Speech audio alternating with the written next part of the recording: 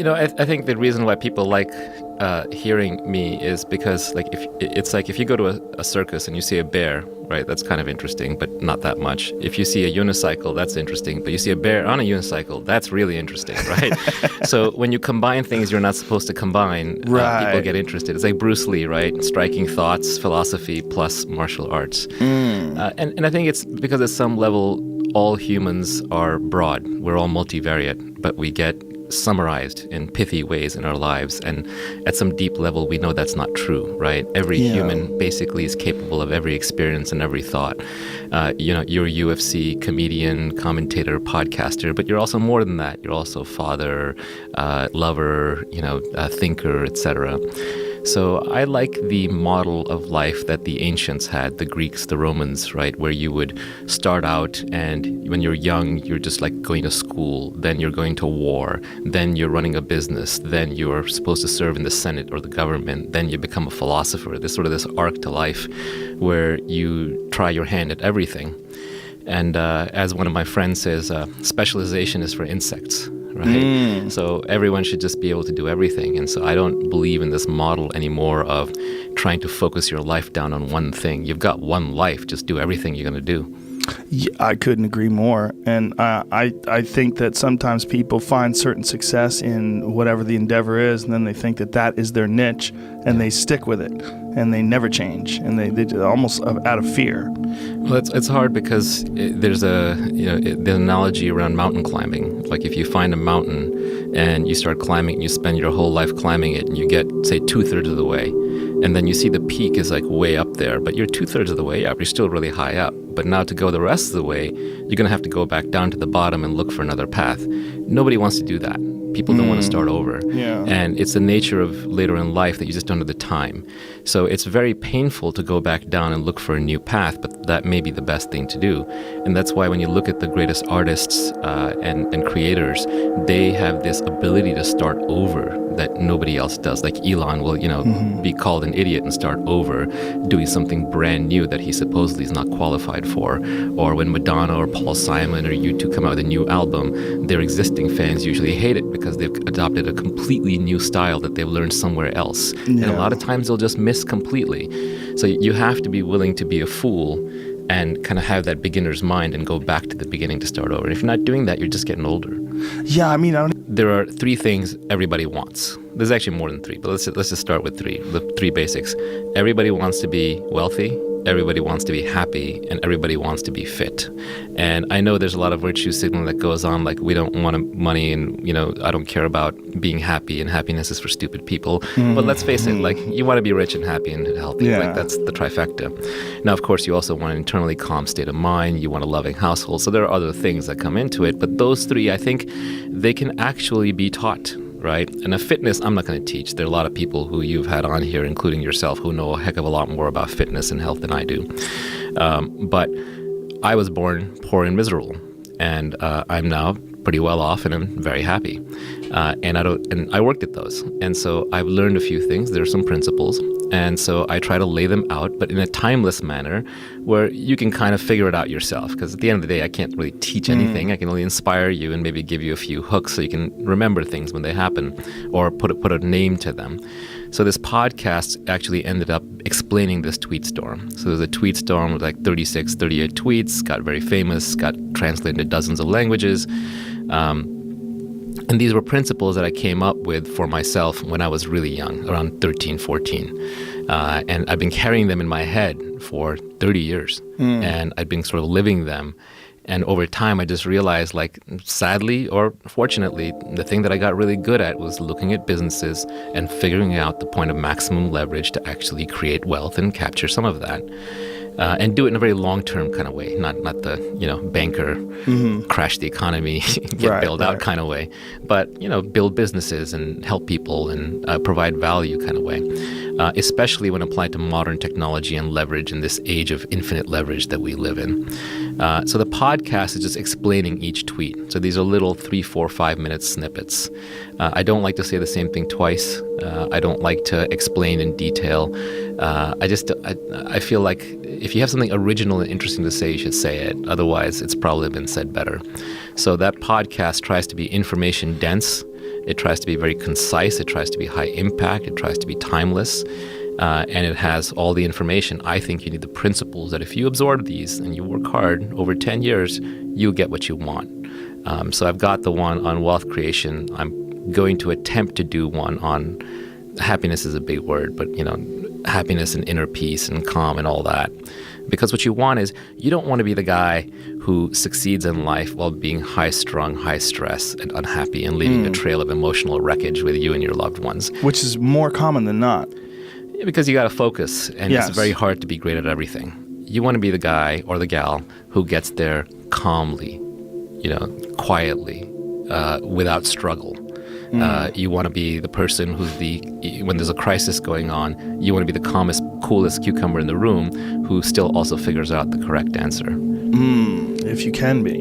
One of the things that you were saying is that you feel like happiness is something that you can learn, and then you can teach yourself to be happy, even just by adopting the mindset that you are a happy person and proclaiming that to your friends. And so you've sort of developed a social contract. I'm a happy person. And then, I have to live up to that. Yeah, I've got hundreds of techniques. But how did you develop that one? There's social consistency, right? Humans have a need to be highly consistent with their past pronouncements. So the way I started my first tech company was I was working inside a larger organization, and I told everybody that I was going to go start a company. I was like, I hate this place. I'm going to do my own thing. I'm going to be a successful entrepreneur. 6 months pass, 9 months pass. Then people start getting, you're still here? I thought you were going to go start a company. Were you lying? Right? That was the implication. So we kind of know this, right? Social contracts are very powerful. Like if you want to give up drinking, right, and you're not serious about it, you'll say, I'm going to cut back. I'm going to have only one drink a night. I'm going to only drink on weekends. You tell yourself. But if you're serious, you'll announce it on Facebook. You'll tell all your friends. You'll tell your wife. You'll say, I'm done drinking. I'm throwing everything out of the house. You'll never see me drink again. When you say that, you know you're serious. So I think a lot of these are choices that we make, and happiness is just one of those choices. And this is unpopular to say because there are people who are actually depressed, chemically or what have you, and there are people who don't believe that it's possible because then it creates a responsibility on them. It says, oh, now you're saying if I'm not happy, that's my fault. I'm not saying that, but I'm saying that just like fitness can be a choice, health can be a choice, nutrition can be a choice, working hard and making money can be a choice, happiness is also a choice. If you're so smart, how come you aren't happy? How come you haven't figured that out? That's my challenge to all the people who think they're so smart and so capable. If you're so smart and capable, why can't you change this?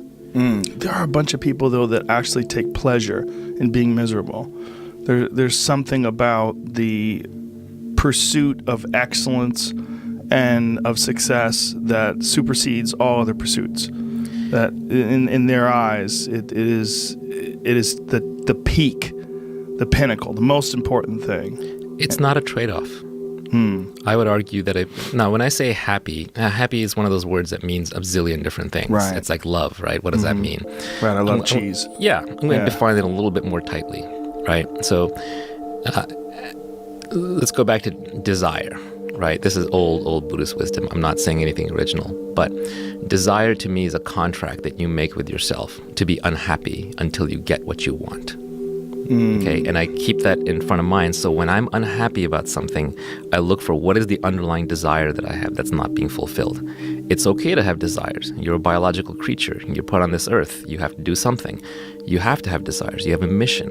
But don't have too many. Don't pick them up unconsciously. Don't pick them up randomly. Don't have thousands of them. My coffee's too cold. Doesn't taste quite right. I'm not sitting perfectly. Oh, I wish it were warmer. Oh, my dog, pooped in the lawn. I didn't like that. Whatever it is. Pick your one overwhelming desire, and it's okay to suffer over that one. But on all the others, you want to let them go so you can be calm and peaceful and relaxed. And then you'll perform a better job. Most people, when you're unhappy, like a depressed person, it's not that they have a very clear, calm mind. They're too busy in their mind. Their sense of self is too strong. They're sitting indoors all the time. Their mind's working. They're thinking too much. Well, if you want to be a high-performance athlete, how good of an athlete are you going to be if you're always having epileptic seizures?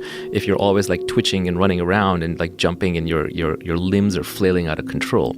The same way, if you want to be effective in business, you need a clear, calm, cool, collected mind. Warren Buffett plays bridge all day long and goes for walks walks in the sun. He doesn't sit around like constantly loading his brain with nonstop information and getting worked up about every little thing.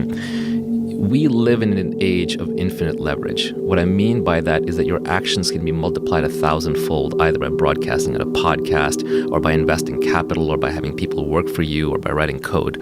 So because of that, the impacts of good decision making are much higher than they used to be. Because now you can influence thousands or millions of people through your decisions or your code. So a clear mind leads to better judgment, leads to better outcome. So a happy, calm, peaceful person will make better decisions and have better outcomes. So if you want to operate at peak performance, you have to learn how to tame your mind, just like you have to learn how to tame your body. I love what you're saying. Warren Buffett might not be the best example because he drinks I think 6 Coca-Colas a day, and he eats mostly McDonald's. And he's still alive somehow. So that shows you that low stress is more important. Yeah, but he looks like shit. How old is he? I mean, he's a fairly old man, well, right? Charlie Munger's, I think, in his 90s, right? Yeah. He's made it really far. I wonder what Warren's doing. He's got to know that's bad for him, but it's terrible. He doesn't care. He doesn't care. I think he's just low stress, right? We all want to be socialist. Capitalism comes from the head, because there are always cheaters in any system. Yes. And there's incentives in any system.